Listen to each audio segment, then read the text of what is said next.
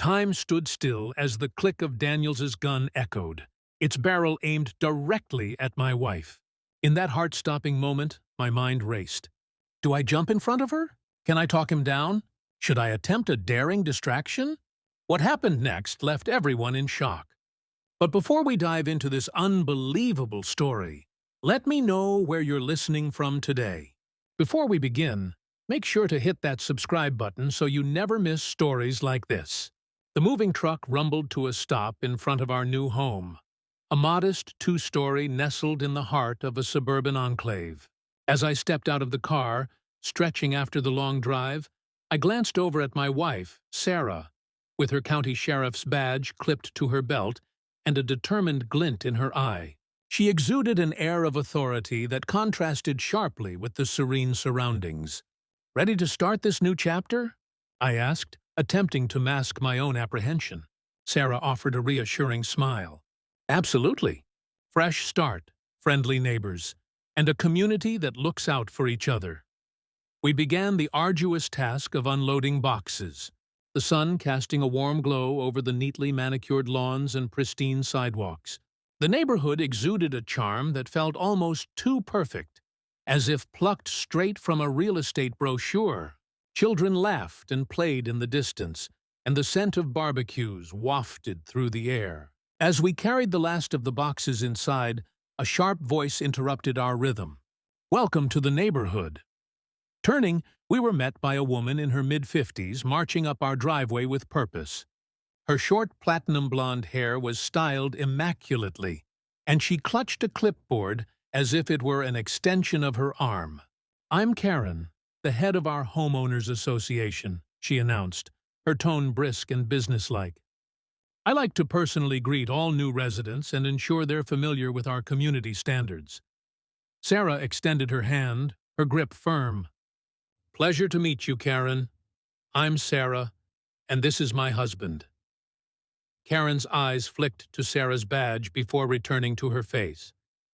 A fleeting shadow of something, discomfort, crossed her features. "A sheriff? Well, that's reassuring," she said, her smile not quite reaching her eyes.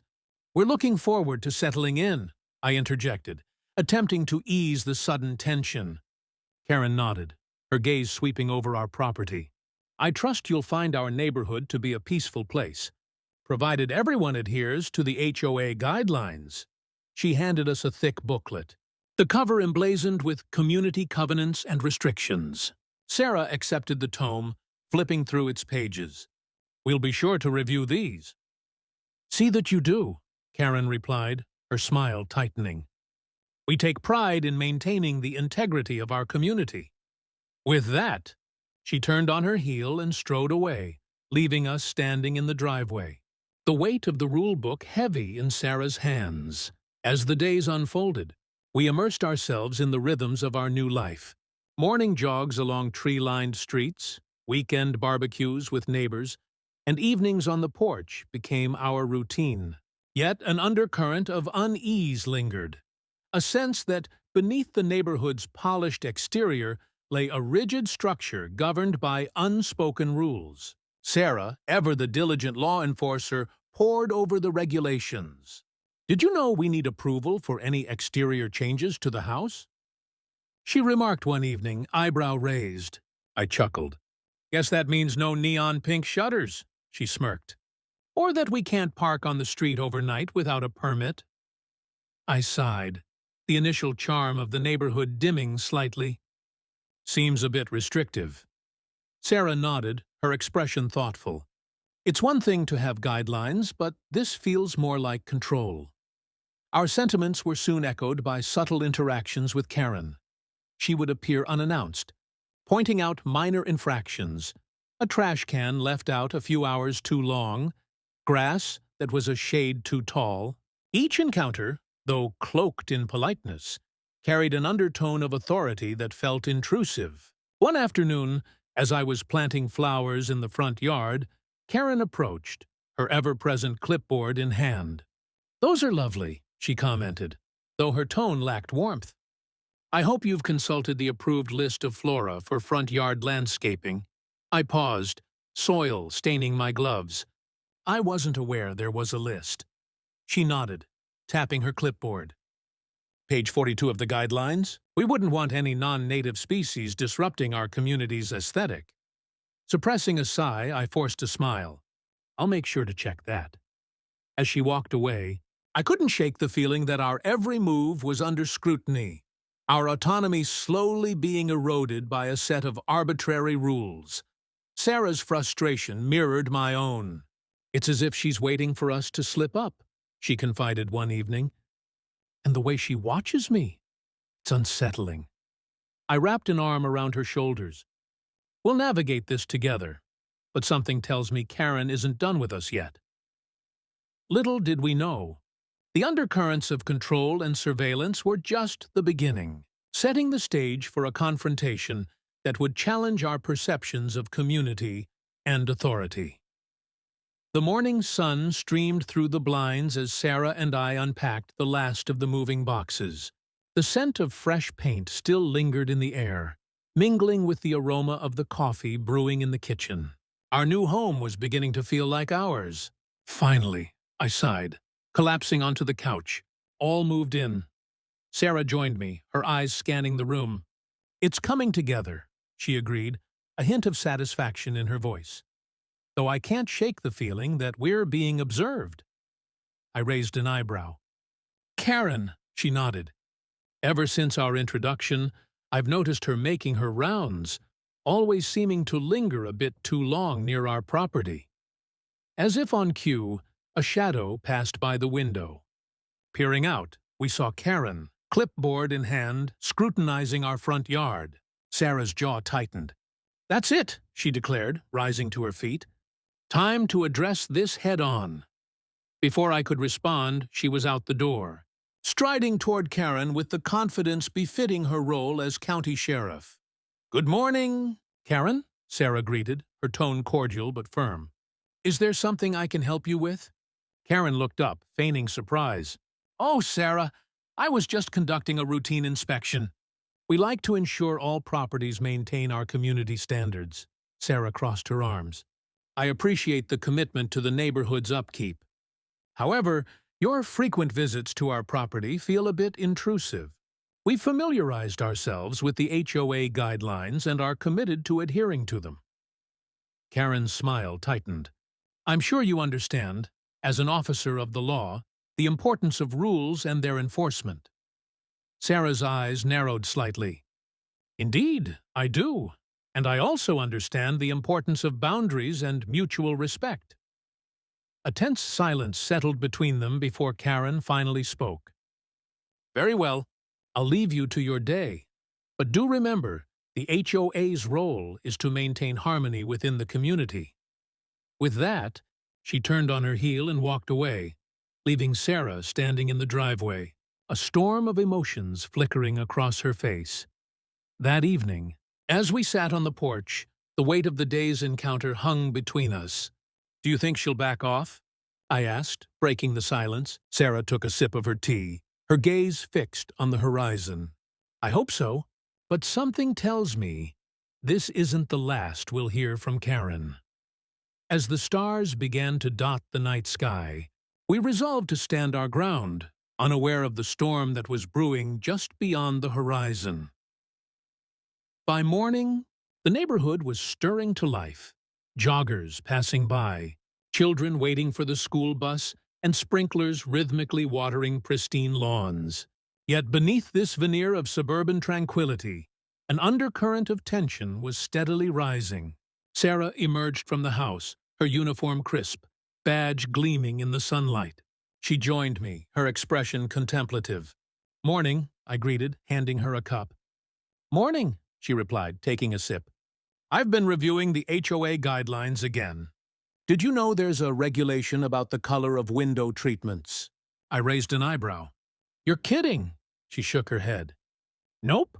They must be neutral tones that complement the community's aesthetic. I sighed, the weight of the HOA's omnipresence pressing down on me. It's like living in a dollhouse where every detail is micromanaged. Before Sarah could respond, a sharp knock echoed from the front door. We exchanged a glance, a silent understanding passing between us. Setting our cups down, we approached the door together. Opening it, we were met with the familiar sight of Karen, the self-appointed enforcer of the HOA, her ever-present clipboard clutched tightly. Beside her stood a man we hadn't seen before, tall, broad-shouldered, with a stern expression and a security badge pinned to his chest. "Good morning," Karen began, her tone saccharine yet laced with authority. "I hope we're not interrupting." Sarah's posture straightened instinctively. "Karen, to what do we owe the pleasure?" Karen's eyes flicked to her companion. "This is Mr. Daniels, our newly appointed HOA security officer. We're here to address some concerns regarding your property." Daniels nodded curtly. "Ma'am, sir." I felt a knot tighten in my stomach. "Concerns? We've been diligent in adhering to the guidelines." Karen's smile didn't waver.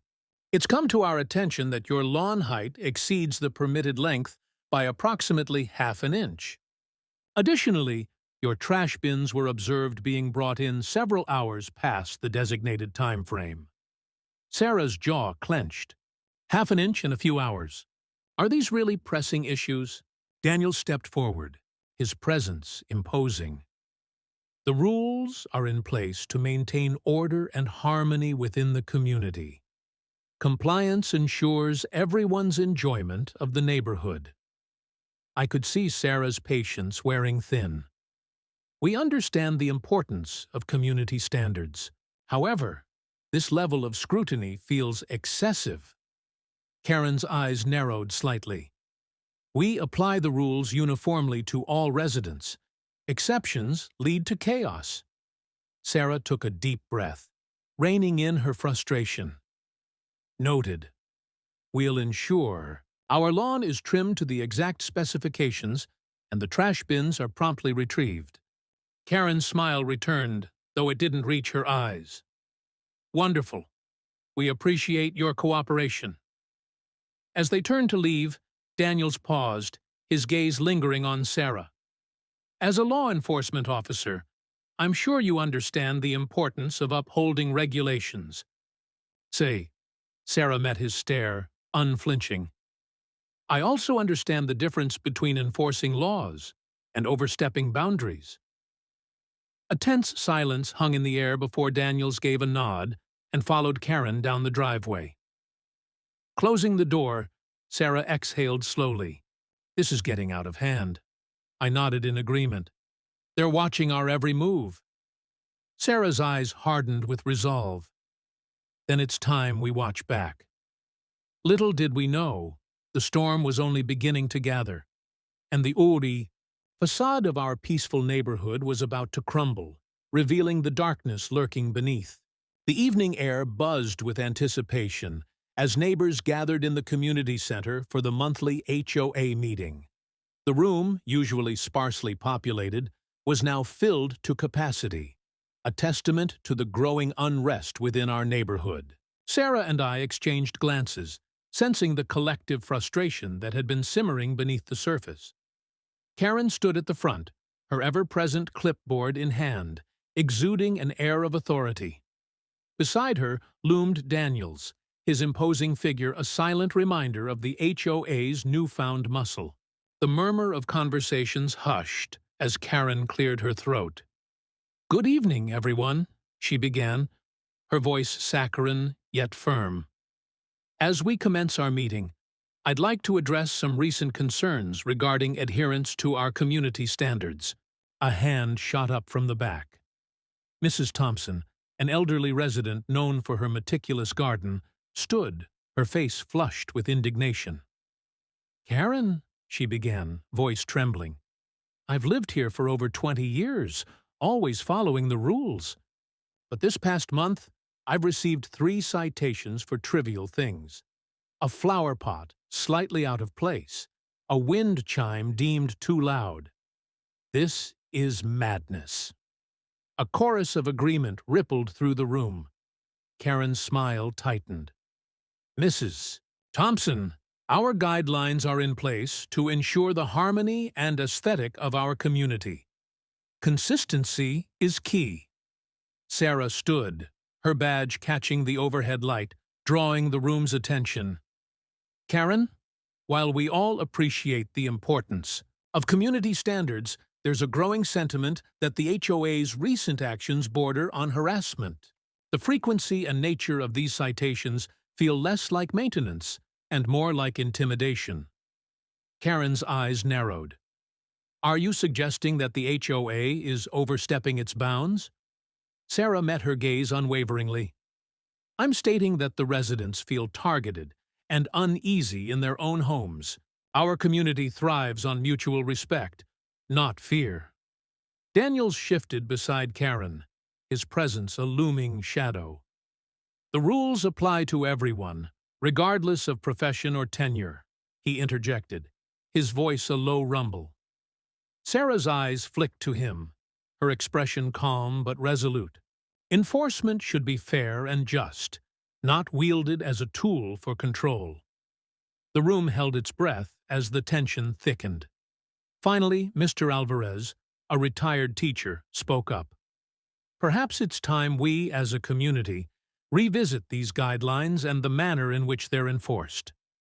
An open dialogue might bridge this growing divide. Murmurs of agreement echoed his sentiment. Karen's lips pressed into a thin line. Duly noted, she said curtly. We'll take these concerns under advisement. As the meeting adjourned, neighbors clustered in small groups, their discussions animated. The undercurrent of dissent was no longer hidden beneath the surface. It was palpable, a collective call for change. Sarah and I walked home in silence, the weight of the evening settling over us. The facade of our peaceful neighborhood was cracking, revealing the fractures beneath. And as the night deepened, we couldn't shake the feeling that this was merely the calm before a storm that would test the very fabric of our community. The sun had long set, casting our neighborhood in a cloak of darkness. Sarah and I were unwinding in the living room, the soft hum of the television providing a soothing backdrop to our evening. The events of the recent HOA meeting lingered in our minds, but we found solace in the quiet moments together. A sudden, sharp knock at the door shattered the tranquility. Sarah exchanged a weary glance with me before rising to answer. As she opened the door, the porch light illuminated Karen's familiar figure, her expression taut with barely concealed irritation. Beside her stood Daniels, the so-called HOA security officer, his imposing frame casting a long shadow over our threshold. Karen, Daniels, Sarah greeted, her tone neutral but edged with caution. It's quite late. What brings you here? Karen's lips pressed into a thin line. We've received reports of ongoing violations at your property, she stated, her voice clipped. Specifically unauthorized modifications to your backyard fence. I stepped forward, confusion knitting my brow. That's news to us. We've made no changes to the fence since moving in. Daniel's hand rested conspicuously near his hip, where a holstered firearm gleamed under the porch light. We need to inspect the premises, he asserted, his tone leaving little room for negotiation. Sarah's eyes narrowed, her posture shifting subtly into one of authority. Unless you have a warrant or official documentation from the HOA, you have no right to enter our property uninvited. Karen's face flushed with indignation. As members of this community, it's your duty to comply with HOA regulations and inspections. Sarah took a deliberate step forward, placing herself between me and our uninvited guests. And, as a law enforcement officer, I know my rights and the limits of your authority. The tension crackled in the air, a palpable standoff on our doorstep. Daniels's fingers inched closer to his weapon, his gaze locked onto Sarah. Time seemed to stretch, each second heavy with unspoken threats. In a blur of motion, Daniels drew his firearm. Time seemed to stop as he aimed it at Sarah. "Step aside, ma'am," he commanded, his voice a low growl. My heart pounded in my chest, fear surging through my veins. Do I jump in front of her? Can I talk him down? Should I attempt a distraction? But Sarah remained unflinching, her hands slowly rising to shoulder height, a universal gesture of de-escalation, before I could even act. "Daniels," she said calmly, her voice steady, "you're making a grave mistake." Karen's eyes widened in shock, her gaze darting between Sarah and Daniels. "Put the gun down, Daniels," she urged, her earlier bravado crumbling. Daniels's grip faltered, uncertainty flickering across his face. Seizing the moment, Sarah took a measured step forward. "I'm Sarah, the county sheriff," she declared, her tone commanding.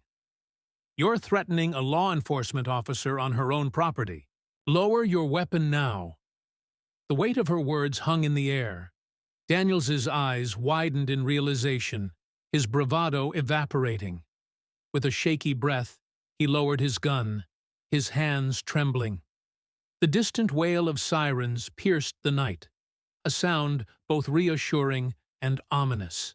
Within moments, patrol cars screeched to a halt in front of our house, uniformed officers spilling out and swiftly disarming Daniels. Karen stood frozen, her complexion pale as she watched her associate being handcuffed and led away. Her earlier confidence had dissolved, leaving behind a figure diminished and exposed. An officer approached Sarah, concern etched on his face. "Sheriff, are you all right?" She nodded, exhaling a breath she hadn't realized she'd been holding. "I'm fine, thanks to your prompt response." As the adrenaline ebbed, I reached for Sarah's hand, intertwining our fingers. The night had unveiled the depths of the HOA's corruption, but it had also solidified our resolve. The facade of our idyllic neighborhood had been shattered, revealing the rot beneath. But in that moment, standing together amidst the flashing lights and murmured conversations, we knew we had the strength to confront whatever came next. The aftermath of the night's confrontation left our neighborhood in a state of shock. The revelation that Daniels was an imposter, posing as a security officer, sent ripples of disbelief through the community. Sarah's decisive action had not only protected our family, but also unveiled a web of deceit that threatened the very fabric of our suburban enclave. The following morning, Sarah and I sat at our kitchen table, the weight of the previous night's events pressing heavily upon us. The aroma of freshly brewed coffee did little to dispel the tension that lingered in the air. "We need to inform the community," Sarah stated, her voice resolute. "They deserve to know the truth about Karen and Daniels." I nodded in agreement. "But how do we ensure they believe us? Karen has held sway over this neighborhood for years." Sarah's eyes hardened with determination. "We present them with undeniable evidence. It's time to pull back the curtain on this charade." That evening, an emergency HOA meeting was convened. The community center buzzed with murmurs as concerned residents filled the room, their faces etched with curiosity and apprehension. Karen sat at the front, her demeanor strained but composed, while an empty chair beside her served as a stark reminder of Daniels's absence. Sarah stood and addressed the assembly, her presence commanding attention. "Thank you all for gathering on such short notice," she began, her voice carrying a blend of authority and empathy. "I understand that recent events have raised numerous questions and concerns." She paused, allowing the weight of her words to settle before continuing. "Last night, an incident occurred at our home involving Karen and Mr. Daniels. During this encounter, Daniels drew a firearm on me, prompting his immediate arrest." Gasps rippled through the crowd, eyes widening in disbelief. Sarah pressed on. "Upon investigation, it was revealed that Daniels was not a licensed security officer. In fact, he has a criminal background and no legitimate credentials to serve in any security capacity." The room erupted in whispers, neighbors exchanging shocked glances. Karen rose abruptly, her face flushed. "This is preposterous. Daniels was vetted and approved by the HOA board. We were acting in the community's best interest. Sarah met Karen's gaze unwaveringly. "Were you aware of Daniels's criminal history?" Karen faltered, her mouth opening and closing without sound. A voice from the back spoke up. "How can we trust the HOA if it's employing unqualified individuals to enforce regulations?" Another chimed in. "We need transparency. Who else has been given authority without proper vetting?" The tide was turning. Residents who had once been passive recipients of the HOA's mandates were now demanding accountability. Sarah took a step forward. "It's imperative that we, as a community, reassess our leadership and the processes by which decisions are made. We must ensure that those in positions of authority are acting in our collective best interest with integrity and transparency." Karen's shoulders slumped, the facade of control slipping away. Mr. Alvarez, the retired teacher, stood. "I propose we hold a vote to reconstitute the HOA board and establish a committee to review our current policies and leadership." A chorus of agreement echoed his suggestion. Karen's eyes darted around the room, searching for support, but found none. The community had awakened, no longer willing to be subjected to unchecked authority. As the meeting adjourned, neighbors approached Sarah and me, expressing gratitude and solidarity. The events of the past days had ignited a collective resolve to reclaim the integrity of our neighborhood. Walking home under the starlit sky, Sarah squeezed my hand. "This is just the beginning," she murmured. I nodded, a sense of hope blooming amidst the remnants of turmoil. Together, we had confronted deception and emerged stronger, ready to rebuild the trust that formed the foundation of our community. Sarah sat at the kitchen table, her laptop open amidst a clutter of documents and notes. Her eyes, sharp with determination, scanned the screen as she pieced together the fragments of a troubling puzzle. "I've been digging into Daniels's background," she began, her voice cutting through the silence. "Turns out he's got a history of fraud and impersonation. No legitimate security credentials whatsoever." I leaned against the counter, the weight of her words sinking in. "So Karen brought a known fraudster into our community's leadership. That explains a lot." Sarah nodded, her fingers typing rapidly. "But it goes deeper. I've cross-referenced financial records and found discrepancies in the HOA's expenditures. Funds allocated for community projects have been siphoned off into accounts linked to Karen and Daniels." Teng, the revelation hung heavy between us. Our suspicions were no longer just gut feelings. They were substantiated by hard evidence. "We need to act on this," I said, determination rising within me. "But how do we proceed without tipping them off?" Sarah's eyes met mine, a steely resolve reflecting in them. "We gather irrefutable proof and present it to the community and law enforcement. It's time to dismantle this facade." Over the next few days, we worked tirelessly, compiling documents, financial statements, and testimonies from other residents who had experienced undue pressure or questionable fines from the HOA. The more we uncovered, the more intricate the web of deceit appeared. One evening, as we pored over the final pieces of our dossier, a knock echoed through the house. Opening the door, we found Mr. Alvarez, the retired teacher, standing there, his expression a mix of concern and determination. "I've heard whispers about what you're doing," he said, stepping inside. "I want to help. Karen's grip on this community has gone unchecked for too long." Grateful for the support, we shared our findings with him. His insights into the community's history and dynamics proved invaluable, adding depth to our understanding of the HOA's operations. As our case solidified, we coordinated with local law enforcement, ensuring that our actions were within legal bounds and that the evidence would hold up under scrutiny. Sarah's position as county sheriff lent credibility to our efforts, but we knew the importance of transparency and due process. The stage was set for a community-wide meeting, one that would expose the corruption and pave the way for reform. The weight of anticipation was palpable, but so was the collective resolve to reclaim our neighborhood. Little did we know, the revelations to come would not only challenge our perceptions, but also test the very fabric of our community's unity.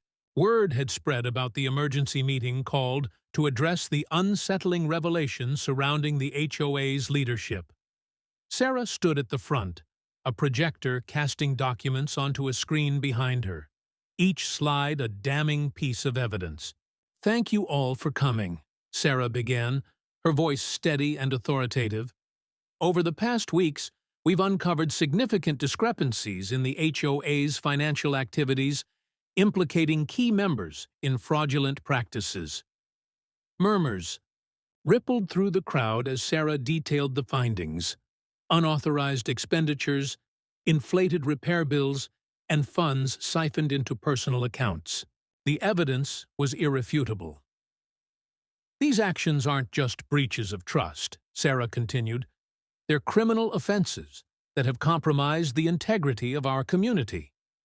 Karen, seated among the attendees, shifted uncomfortably, her usual composure unraveling under the weight of the accusations.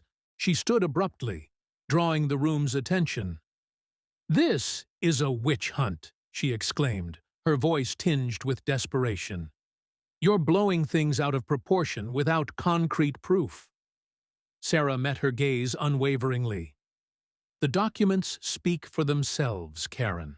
Moreover, we've involved law enforcement to ensure an impartial investigation." As if on cue, Officer Martinez, a respected member of the local police department, stepped forward. After reviewing the evidence presented by Sarah and corroborating with our own findings, we have sufficient grounds to proceed with legal action against those involved. The room fell into a stunned silence. Neighbors exchanged glances, the betrayal by their trusted leaders sinking in. Mr. Alvarez rose from his seat. "We trusted you, Karen. We entrusted our homes, our community, to your leadership. How could you betray that trust?" Karen's facade crumbled. She opened her mouth to respond but found no words. Instead, she lowered her head and quietly exited the room, leaving behind a community grappling with the aftermath of her actions. In the days that followed, the HOA board underwent a complete overhaul. New transparent practices were implemented, and safeguards were put in place to prevent future misconduct. The community, though shaken, emerged stronger and more united, determined to rebuild the trust that had been broken. As Sarah and I walked through the neighborhood one evening, we noticed subtle changes: neighbors engaging in open dialogues, communal spaces being revitalized, and a renewed sense of camaraderie. The ordeal had been arduous, but it had also ignited a collective resolve to foster a community rooted in integrity and mutual respect. And as the sun set, casting a warm glow over our homes, we felt a renewed hope for the future. A future we would build together, stronger and more resilient than before. The courtroom buzzed with anticipation as community members filled the gallery, their faces a mixture of anger and betrayal. Karen sat at the defense table, her once commanding presence diminished, while Sarah took her place among the prosecutions.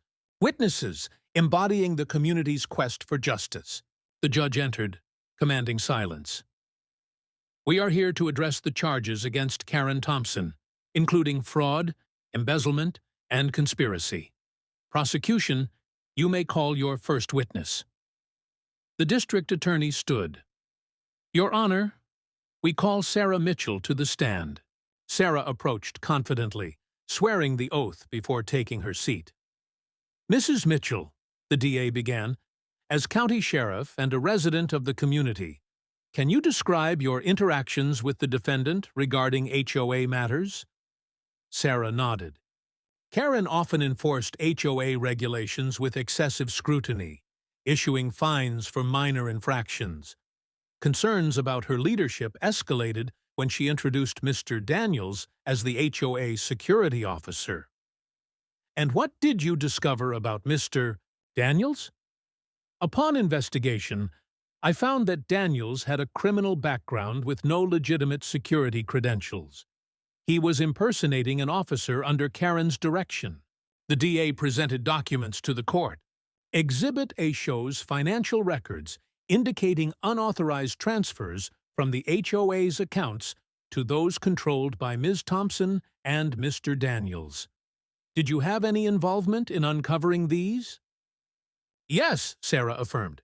I collaborated with concerned residents to analyze the HOA's finances, revealing significant embezzlement. The defense attorney rose for cross-examination. Mrs. Mitchell, could these financial discrepancies be simple accounting errors? Sarah remained composed. The patterns were consistent and deliberate, pointing to intentional fraud rather than errors. After further testimonies and evidence presentation, the judge addressed the court. Given the substantial evidence, this case will proceed to trial. As the session concluded, Sarah felt a sense of vindication. The community's resilience had brought them to this pivotal moment, standing united against corruption. The path ahead promised challenges, but together they were ready to restore integrity to their neighborhood. The courtroom was thick with anticipation as the jury filed back in, their expressions unreadable. Karen sat at the defense table, her hands clasped tightly together, while the community members filled the gallery, their collective breath held in suspense. The judge addressed the jury foreperson. Has the jury reached a verdict? The foreperson stood, a solemn nod confirming, "We have, Your Honor. Please proceed." The foreperson cleared their throat. In the case of the state versus Karen Thompson on the charge of fraud, we find the defendant guilty. On the charge of embezzlement, we find the defendant guilty. On the charge of conspiracy, we find the defendant guilty. A collective murmur swept through the gallery, a mixture of relief and vindication. Karen's face paled, her eyes fixed on a distant point, absorbing the weight of the verdict. The judge nodded. Thank you, members of the jury, for your service.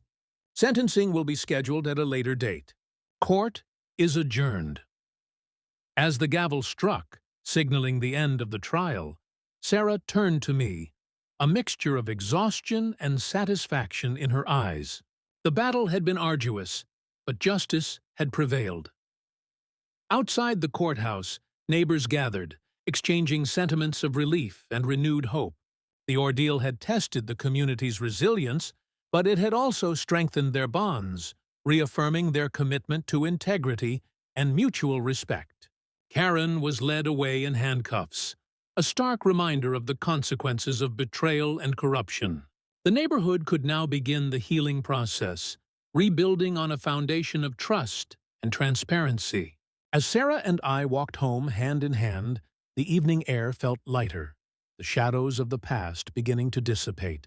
The path ahead was clear, illuminated by the collective resolve of a community that had faced adversity and emerged stronger. In the aftermath of the HOA scandal, our neighborhood stood at a crossroads. The exposure of corruption had left a void in leadership and a community grappling with disillusionment. Yet, amidst the uncertainty, a collective determination emerged to restore integrity and unity. Sarah and I recognized the need for proactive steps. We collaborated with neighbors to establish an interim committee dedicated to rebuilding trust, ensuring transparency, and laying the groundwork for a revitalized homeowners association. One evening, we gathered in the community center for our first meeting. The room buzzed with a mix of apprehension and hope as residents filled the seats. Sarah stood at the front, her presence commanding attention. Thank you all for coming tonight. We've been through a challenging period, but together we have the opportunity to rebuild and create a community we can all be proud of. Mr. Alvarez raised his hand. Transparency has been a major issue. How do we ensure that moving forward, decisions aren't made behind closed doors? I nodded in agreement. That's a valid concern. One proposal is to implement regular financial audits and make all records accessible to residents.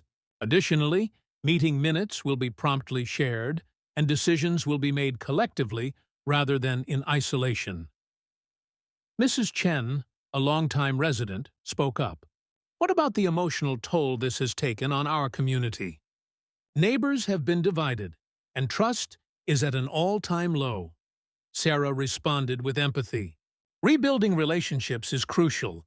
We plan to organize community-building activities, weekend potlucks, volunteer-driven beautification projects, and support groups for those who feel particularly affected.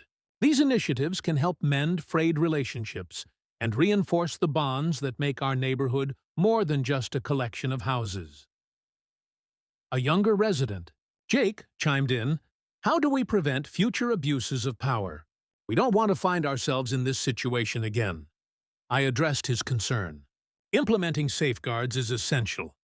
We're proposing measures such as term limits for board members and the establishment of subcommittees to oversee specific aspects like maintenance, events, and compliance. This distributes responsibility and prevents the concentration of power. The discussions continued, with residents voicing concerns, sharing ideas, and volunteering for various initiatives.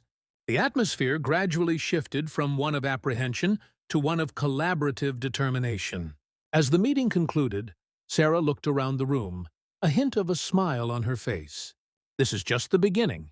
Rebuilding trust won't happen overnight, but with each step we take together, we're moving closer to the community we all envision. The room echoed with murmurs of agreement, a collective acknowledgement of the journey ahead. The path wouldn't be easy, but united in purpose, we were ready to face the challenges and build a stronger, more connected neighborhood. As the sun dipped below the horizon, Sarah and I stood side by side, surveying the fruits of our collective labor. The once divided community now thrived with renewed unity and purpose. It's incredible how far we've come, I remarked, watching children play in the freshly renovated park, their laughter echoing through the air. Sarah nodded, her eyes reflecting both pride and contemplation. Indeed, but the true test lies in maintaining this harmony. We've built a foundation. Now, we must ensure it stays this way. As the evening breeze carried the scent of blooming flowers from our communal garden, neighbors gathered for the inaugural Sunset Social, an event born from our collective desire to foster connection. Mr. Alvarez raised a glass, his voice carrying the weight of experience and hope. To resilience, unity, and the promise of a brighter tomorrow, may we always remember the strength found in togetherness. A chorus of agreement followed, glasses clinking in harmonious celebration. As the stars emerged, painting the sky with their brilliance, Sarah leaned in close. We've turned the page on a dark chapter, but the story of our community continues. Let's ensure it's one worth telling.